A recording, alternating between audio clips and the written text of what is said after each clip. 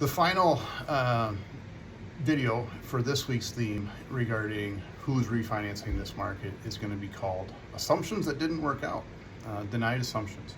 I would say the assumption conversation started coming in about a year ago, and summer of 22, when rates started charging up and people started reaching out to their lenders and trying to take over, assume the current loan and release their excess of the liability. And some of those have worked out.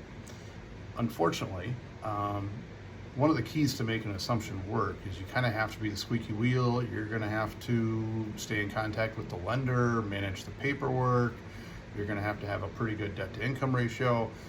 You've got to meet their criteria. And unfortunately, not everyone's going to meet that criteria, and they're probably not finding out like right away. The lender requests more documentation, and they say mail this in, and then mail that in, and then it's just this back and forth that kind of takes a long time.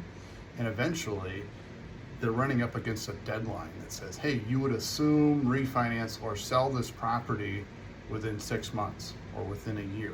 And if they've wasted a lot of time on that assumption and it didn't get approved, the last resort might be refinancing.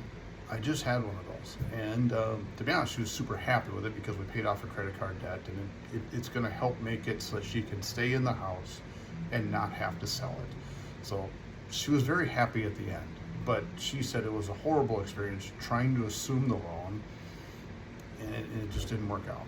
And it would have been great if she could have kept the rate, but it didn't.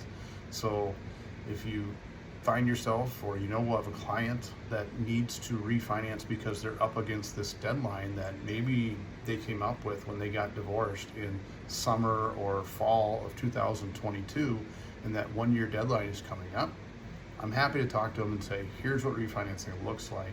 Is that a viable solution now?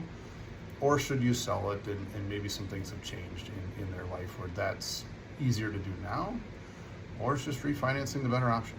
And I'm happy to go through those numbers with those clients. Thanks. Have a great day.